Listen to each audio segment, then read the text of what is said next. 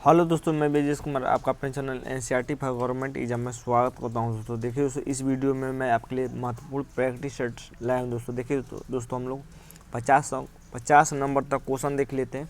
आज 51 से 100 नंबर तक क्वेश्चन देखेंगे तो हो जाएंगे हमारे 50 क्वेश्चन, ठीक ना।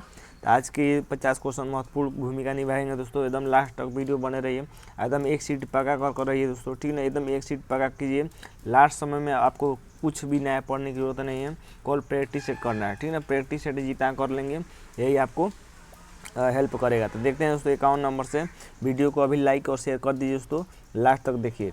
51 नंबर एक निम्नलिखित में से कौन सदन का सदस्य हुए बिना उसकी अध्यक्षता करता है। महत्वपूर्ण क्वेश्चन है कि कौन उसका सदन का सदस्य हुए बिना भी उसकी अध्यक्षता करता है।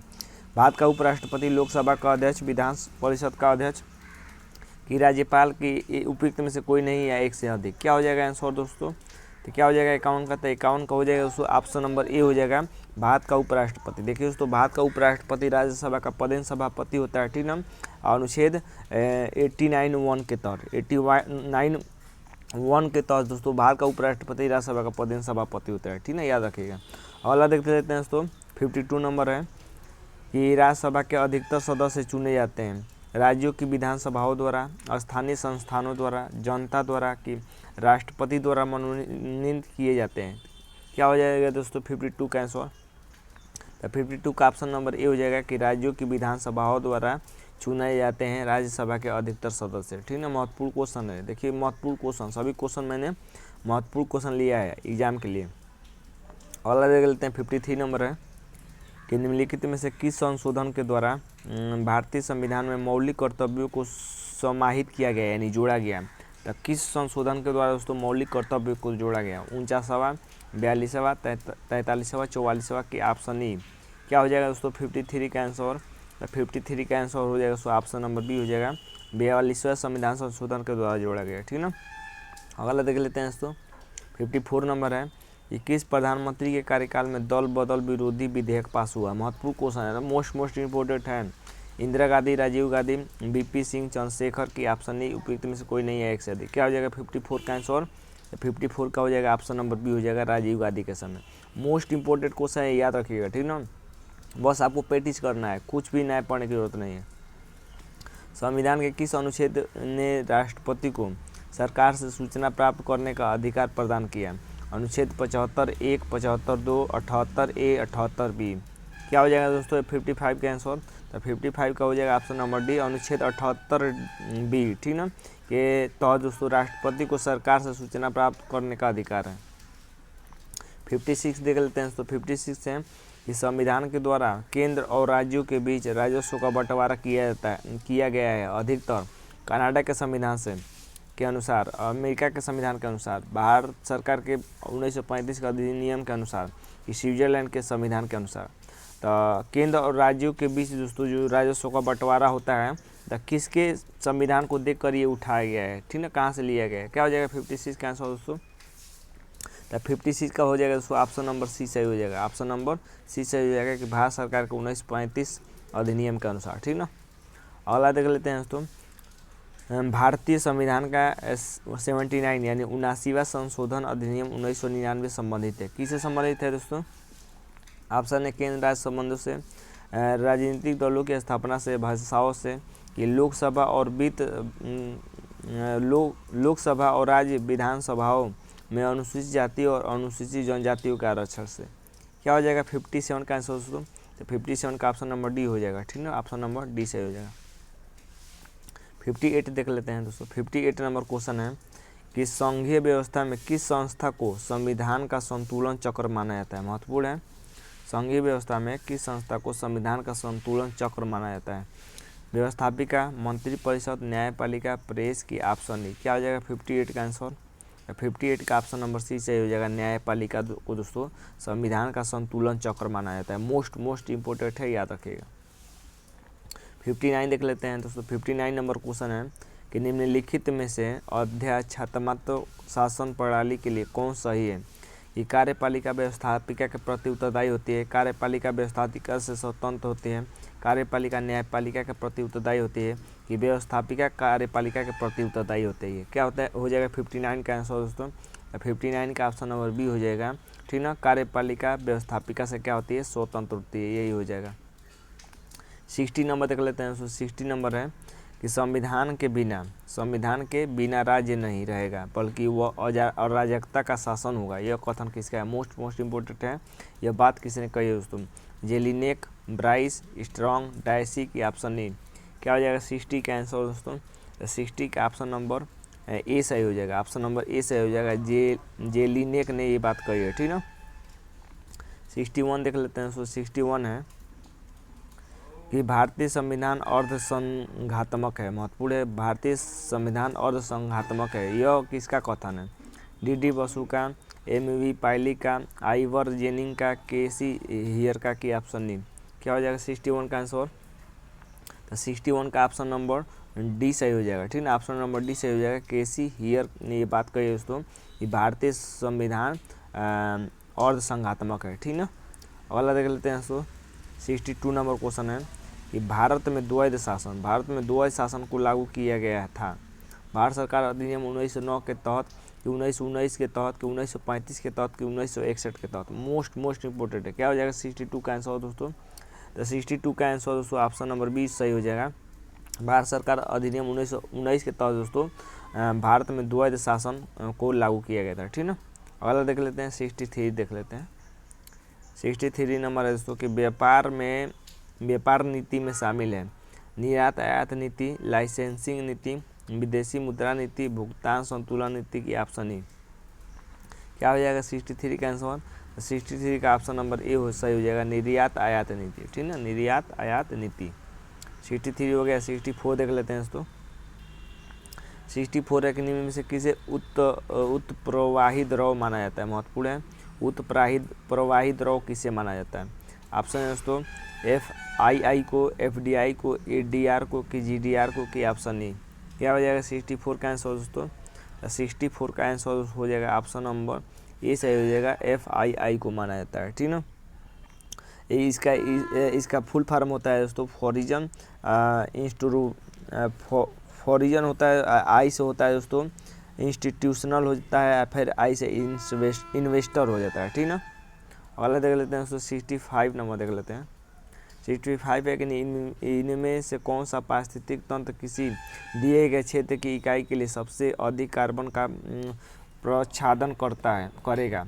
क्या हो जाएगा 65 का आंसर, ऑप्शन है दोस्तों परिपक्व उष्णकटिबंधीय वन, लवणीय भूमि, घास का मैदान और नवृत मिट्टी की ऑप्शन ए उपयुक्त में से कोई नहीं है एक से अधिक। क्या हो जाएगा 65 का आंसर दोस्तों, तो 65 का आंसर हो जाएगा दोस्तों ऑप्शन नंबर बी सही हो जाएगा, ऑप्शन नंबर बी लवणीय भूमि हो जाएगा, ठीक ना, लवणीय भूमि।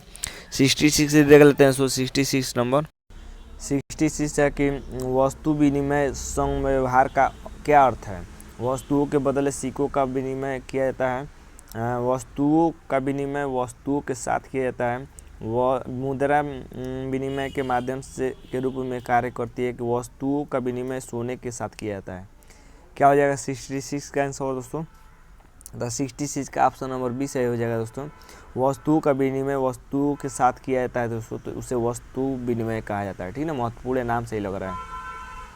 67 देख लेते हैं। 67 नंबर है कि मुक्त व्यापार का अभिप्राय है, मुक्त व्यापार किसे कहते हैं, एक देश से दूसरे देश का माल मुक्त संचालन होता है तब उसे कहते हैं कि ऑप्शन बी है माल का निःशुल्क संचालन, माल और सेवाओं का अनियंत्रित आदान प्रदान, निःशुल्क व्यापार की ऑप्शन ए। क्या हो जाएगा 67 का आंसर दोस्तों, तो 67 का ऑप्शन नंबर सी सही हो जाएगा, सी सही हो जाएगा कि माल, एक मिनट, ऑप्शन नंबर सी सही हो जाएगा दोस्तों कि माल और सेवाओं का अनियंत्रित आदान प्रदान होता है दोस्तों, तो उसे मुक्त व्यापार कहते हैं।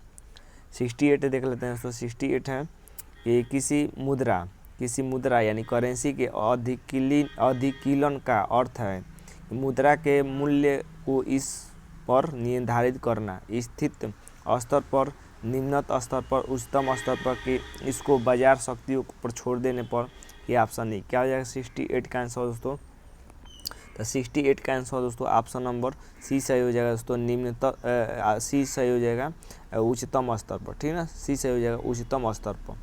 अगला देख लेते हैं दोस्तों 69 देख लेते हैं। 69 नंबर महत्वपूर्ण क्वेश्चन है कि निम्न में से कौन सी समिति बैंकिंग क्षेत्र में सुधारों से संबंधित है, तो कौन सी समिति दोस्तों बैंकिंग क्षेत्र में सुधारों से संबंधित है? मोस्ट इम्पोर्टेंट है। एलआईसी गुप्ता नरसिम्हम समिति की, चक्रवर्ती समिति की, केलकर समिति की। ऑप्शन ए क्या हो जाएगा 69 का आंसर दोस्तों? तो 69 का ऑप्शन नंबर बी सही हो जाएगा। नरसिम्हम समिति दोस्तों ये बैंकिंग सुधार से संबंधित है, ठीक ना। अगला देख लेते हैं दोस्तों, 69 हो गया। 70 देख लेते हैं कि विश्व व्यापार संगठन की स्थापना हुई थी 1991 में, 1995 में, 1997 में, 1999 में की। ऑप्शन नहीं क्या हो जाएगा 70 का आंसर दोस्तों? तो 70 का ऑप्शन नंबर 20 सही हो जाएगा 1995 में, ठीक ना। 70 हो गया। तो 71 देख लेते हैं। 71 नंबर है कि निम्नलिखित में से किस अर्थशास्त्री को अर्थशास्त्र का जनक माना जाता है? मोस्ट इंपॉर्टेंट है कि अर्थशास्त्र का जनक किसे माना जाता है? माल्थस को, रॉबिन्सन को, रिकार्डो को, एडम स्मिथ को की। ऑप्शन नहीं क्या हो जाएगा 71 का आंसर दोस्तों? तो 71 का ऑप्शन नंबर डी से हो जाएगा एडम स्मिथ को, ठीक ना, एडम स्मिथ को। अगला देख लेते हैं 72 नंबर दोस्तों, किसने कहा था कि अर्थशास्त्र धन का विज्ञान है, महत्वपूर्ण है? किसने कहा था? ऑप्शन है दोस्तों रॉबिन्सन, जे मिल, एडम स्मिथ, किंज की। ऑप्शन नहीं क्या हो जाएगा 72 का आंसर दोस्तों? तो 72 का ऑप्शन नंबर सी से हो जाएगा एडम स्मिथ ने ही ये बात कहा था, ठीक ना। तो एडम स्मिथ अर्थशास्त्र के जनक भी थे और इन्होंने कहा था कि अर्थशास्त्र धन का विज्ञान है, धन का क्या है? विज्ञान है, ठीक ना। अगला देख लेते हैं दोस्तों, प्रकाशिक तंतु का प्रयोग निम्नलिखित में से किसके लिए किया जाता है? महत्वपूर्ण है। ऑप्शन है दोस्तों बुनाई, वाद्य यंत्र, आँख की शल्य क्रिया, संचार सेवा की। ऑप्शन नहीं क्या हो जाएगा 73 का आंसर दोस्तों? तो 73 का ऑप्शन नंबर डी से हो जाएगा संचार सेवा, ठीक ना, संचार सेवा। देखिए दोस्तों वीडियो को शेयर कीजिए दबा कर, वीडियो को शेयर करेंगे तो उससे मुझे मनोबल मिलेगा, मैं आपके लिए वीडियो भी बनाऊँगा, ठीक ना। उस समय पूर्ण आंतरिक परावर्तन नहीं हो सकता जब प्रकाश, यानी पूर्ण आंतरिक परावर्तन कब नहीं होता है? जब प्रकाश कांच से होकर पानी में जाता है, पानी से होकर कांच में जाता है, पानी से होकर वायु में जाता है, वायु से कांच से होकर वायु में जाता है कि। ऑप्शन नहीं क्या हो जाएगा 74 का आंसर दोस्तों? तो 74 का ऑप्शन नंबर बी से हो जाएगा कि पानी से होकर जब कांच में जाएगा ना दोस्तों तो पूर्ण आंतरिक परावर्तन नहीं होगा। 75 देख लेते हैं दोस्तों, बस 25 क्वेश्चन रह गए हैं, ठीक ना। अंतरिक्ष यात्री को आकाश दिखाई देता है कैसा? श्वेत दिखाई देता है, गहरा नीला, हल्का नीला, काला की। ऑप्शन नहीं मोस्ट इंपॉर्टेंट है, आसान भी क्वेश्चन है। क्या हो जाएगा 75 का आंसर? तो 75 का ऑप्शन नंबर डी से हो जाएगा काला दिखाई देता है। अगला देख लेते हैं 76 नंबर देख लेते हैं। 76 नंबर है कि सूर्योदय और सूर्यास्त, सूर्योदय और सूर्यास्त के समय वायुमंडल में लालिमा किस कारण छा जाती है? प्रकाश के परिक्षेपण के कारण, प्रकाश के प्रकीर्णन के कारण, कि अपवर्तन के कारण, कि परावर्तन के कारण? ये ऑप्शन नहीं क्या हो जाएगा 76 का आंसर? तो 76 का आंसर हो जाएगा ऑप्शन नंबर बी, प्रकाश के प्रकीर्णन के कारण। मोस्ट इंपॉर्टेंट है, ठीक ना। 77 देख लेते हैं कि लेंस किससे बनता है? लेंस किससे बनता है? पाइरेक्स कांच से, फ्लिंट कांच से, साधारण कांच से, कोबाल्ट कांच से, कि उपयुक्त में से कोई नहीं है, एक से अधिक? क्या हो जाएगा 77 का आंसर? 77 का ऑप्शन नंबर बी से हो जाएगा फ्लिंट कांच से बनता है, फ्लिंट कांच। 78 देख लेते हैं कि दृष्टि के अस्थायित्व का सिद्धांत किसके पीछे का सिद्धांत है? महत्वपूर्ण है। दूरबीन, सिनेमा, पारदर्शी कैमरा की। ऑप्शन नहीं क्या हो जाएगा 78 का आंसर? तो 78 का ऑप्शन नंबर बी से हो जाएगा सिनेमा। 79 देख लेते हैं दोस्तों कि मरीचिका एक उदाहरण है। मरीचिका किसका उदाहरण है? केवल प्रकाश के अपवर्तन का, केवल प्रकाश के पूर्ण आंतरिक परावर्तन का, प्रकाश के अपवर्तन और पूर्ण आंतरिक परावर्तन का, केवल प्रकाश के परिक्षेपण का, कि ऑप्शन नहीं उपयुक्त में से कोई नहीं है, एक से अधिक? महत्वपूर्ण है। मरीचिका किसका उदाहरण है दोस्तों? क्या हो जाएगा 79 का आंसर? तो 79 का ऑप्शन नंबर सी से हो जाएगा दोस्तों कि प्रकाश के अपवर्तन और पूर्ण आंतरिक परावर्तन। याद रखिएगा महत्वपूर्ण है, ठीक ना। 80 देख लेते हैं। 80 देख लेते हैं कि पोर्टलैंड सीमेंट में जिप्सम मिलाने में मदद मिलती है, यानी पोर्टलैंड सीमेंट में जब जिप्सम क्यों मिलाते हैं उससे क्या होता है? सीमेंट का सामर्थ्य बढ़ाने में, सीमेंट के शीघ्र जमने में, सीमेंट को शीघ्र जमने से रोकने में, सीमेंट की लागत कम करने में। ये ऑप्शन ही उपयुक्त में से कोई नहीं है, एक से अधिक? क्या हो जाएगा 80 का आंसर? तो 80 का आंसर हो जाएगा दोस्तों ऑप्शन नंबर सी, सीमेंट को शीघ्र जमने से रोकने में, ठीक ना। उसे क्या मिलाया जाता है? पोर्टलैंड सीमेंट मिलाया जाता है। पोर्टलैंड सीमेंट कर रहे हैं, जिप्सम मिलाया जाता है। 81 देख लेते हैं।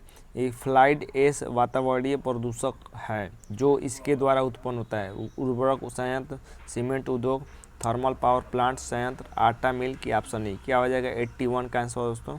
तो 81 का ऑप्शन नंबर बी से हो जाएगा सीमेंट उद्योग, ठीक ना। सल्फ्यूरिक अम्ल है। सल्फ्यूरिक अम्ल क्या है? एक क्षारकीय है, द्विक्षारकीय, त्रिक्षारकीय, चतुष्क्षारकीय, ऑप्शन ए। क्या हो जाएगा सल्फ्यूरिक अम्ल दोस्तों? 82 का आंसर क्या हो जाएगा? तो 82 का ऑप्शन नंबर बी से हो जाएगा, बी, ठीक ना। द्विक्षारकीय सल्फ्यूरिक अम्ल क्या है दोस्तों? 82 है ना, तो सल्फ्यूरिक अम्ल क्या है? द्विक्षारकीय, ठीक ना, महत्वपूर्ण है, याद रखिएगा। अगला देख लेते हैं दोस्तों। देखिए सल्फ्यूरिक अम्ल का सूत्र क्या होता है? सल्फ्यूरिक अम्ल का सूत्र होता है H2SO4 होता है, H2SO4 होता है। तो H2 में कितने 2 हैं? 2 है, तो इसीलिए द्विक्षारकीय हो गया। अगर HCl पूछता है हाइड्रोक्लोरिक अम्ल, तो इसमें 3 है, तो क्या एक क्षारकीय हो जाता है, ठीक ना, एक क्षारकीय हो जाता है, महत्वपूर्ण है, याद रखिएगा। जिसमें जो लगा रहेगा वही हो जाएगा। अगला देख लेते हैं दोस्तों। अगला क्वेश्चन है 83 नंबर की, नाभिकीय रिएक्टर में मंदक के रूप में किसका प्रयोग किया जाता है? भारी जल, पेट्रोलियम, ऑक्सीजन, लकड़ी की, ऑप्शन ए। क्या हो जाएगा 83 का आंसर? तो 83 का ऑप्शन नंबर ए सही हो जाएगा, भारी जल का प्रयोग किया जाता है। 84 देख लेते हैं दोस्तों। 84 है कि पायस एक कोलाइड होता है, द्रव में गैस का, द्रव में द्रव का, गैस में द्रव का, ठोस में गैस का, की, ऑप्शन ए। क्या हो जाएगा 84 का आंसर दोस्तों? तो 84 का ऑप्शन नंबर बी सही हो जाएगा, द्रव में द्रव का होता है, ठीक ना। पायस एक कोलाइड होता है द्रव में द्रव का। 85 देख लेते हैं। इस समुद्र के पानी में कौन सी धातु निकाली जाती है? महत्वपूर्ण है कि समुद्र के पानी से कौन सी धातु निकाली जाती है? पोटेशियम, मैग्नीशियम, एल्युमिनियम, बेरिलियम की, ऑप्शन ए। क्या हो जाएगा 85 का आंसर दोस्तों? तो 85 का ऑप्शन नंबर बी सही हो जाएगा, मैग्नीशियम, ठीक ना। मैग्नीशियम मोस्ट इम्पोर्टेंट है। 86 देख लेते हैं दोस्तों। 86 नंबर है कि समुद्र के जल का शोधन करने के लिए सामान्य रूप से प्रयोग की जाने वाली भौतिक प्रणाली है, उसका नाम पूछ रहा है दोस्तों। फिल्टरन, आसवन, वाष्पीकरण, अवसादन की, ऑप्शन ए। क्या हो जाएगा 86 का आंसर? तो 86 का ऑप्शन नंबर बी सही हो जाएगा, ऑप्शन नंबर बी सही हो जाएगा आसवन, ठीक ना। 87 देख लेते हैं दोस्तों। बस 13 क्वेश्चन रह गए, लास्ट तक वीडियो में बने रहिए दोस्तों। देखिए क्वेश्चन मैं महत्वपूर्ण लाता हूँ, ठीक ना, एकदम सभी महत्वपूर्ण क्वेश्चन है, आप देख रहे होंगे। प्राकृतिक क्लोराइड कौन सा है? इच्छू, शर्करा, रक्त, सोडियम क्लोराइड, यूरिया की, ऑप्शन ए। महत्वपूर्ण क्वेश्चन है, आसान भी क्वेश्चन है। क्या हो जाएगा प्राकृतिक क्लोराइड क्या कौन है दोस्तों? 87 का ऑप्शन नंबर बी से हो जाएगा, रक्त है। 88 देख लेते हैं दोस्तों। 88 है कि रक्त में हीमोग्लोबिन एक सम्मिश्र प्रोटीन है जिसमें भरपूर मात्रा में पाया जाता है, लौह, रजत, तांबा, स्वर्ण की, ऑप्शन ए। क्या हो जाएगा 88 का आंसर? तो 88 का ऑप्शन नंबर ए से हो जाएगा, लौह, ठीक ना। 89 देख लेते हैं। सौरग्राही कौन से रुधिर वर्ग का होता है? सौरग्राही AB, O, B, A की, ऑप्शन ए। क्या हो जाएगा 89 का आंसर दोस्तों? तो 89 का ऑप्शन नंबर ए सही हो जाएगा, ठीक ना, AB होता है। सौरग्राही कौन होता है? AB होता है।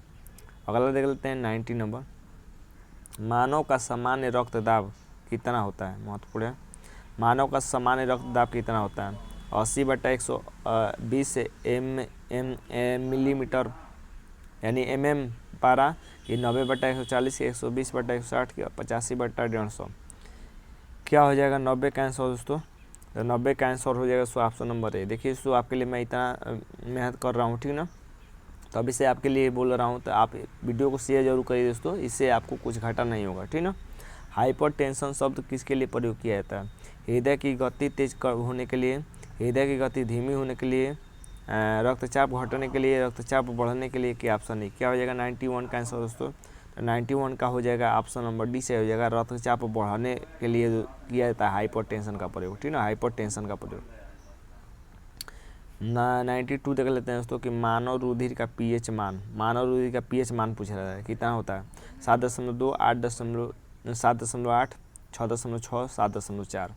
देखिए दोस्तों जो मानव का पीएच होता है दोस्तों, यानी रुधिर होता है, तो वो सच्चा खून होता है, तो सच्चा से 7 और 4, 100 और 4 यानी 7.4 होता है, तो ऑप्शन नंबर डी सही हो जाएगा। 93 देख लेते हैं दोस्तों। भारत का ने पहला सफल हृदय प्रत्यारोपण किया था, पहला सफल हृदय प्रत्यारोपण किसने किया था? DS पेंटल ने, CN बर्नार्ड ने, D सेट्टी ने, PK सेन ने, ये ऑप्शन ई। क्या हो जाएगा 93 का आंसर दोस्तों? 93 का ऑप्शन नंबर बी सही हो जाएगा, ऑप्शन नंबर बी सही हो जाएगा, C.N. बर्नार्ड, ठीक ना। 94 देख लेते हैं। 94 है दोस्तों कि रासायनिक ऑक्सीजन मांग यानी COD परीक्षण का आमतौर पर निम्नलिखित में से किसे मापने के लिए किया जाता है, यानी COD का प्रयोग किसको मापने के लिए किया जाता है। ऑप्शन है दोस्तों, ऑप्शन आप वीडियो रोकर थोड़ा देख लीजिए दोस्तों, आप बड़ा ऑप्शन है, ठीक ना, आपको समय कम लगेगा, इस तरह वीडियो लंबा नहीं हो जाएगा। तो 94 का ऑप्शन नंबर सी सही हो जाएगा। अपशिष्ट जल में मौजूद कार्बनिक घटकों को विघटित करने के लिए आवश्यक ऑक्सीजन, यही होता है COD, ठीक ना। अगला देखते हैं 95 नंबर कि दुग्धजनक हार्मोन का स्राव कहाँ पर होता है, स्तन ग्रंथि में, प्लेसेंटा में, अंडाशय में, पीयूष में, क्या ऑप्शन है। आसान क्वेश्चन है, क्या हो जाएगा 95 का आंसर दोस्तों।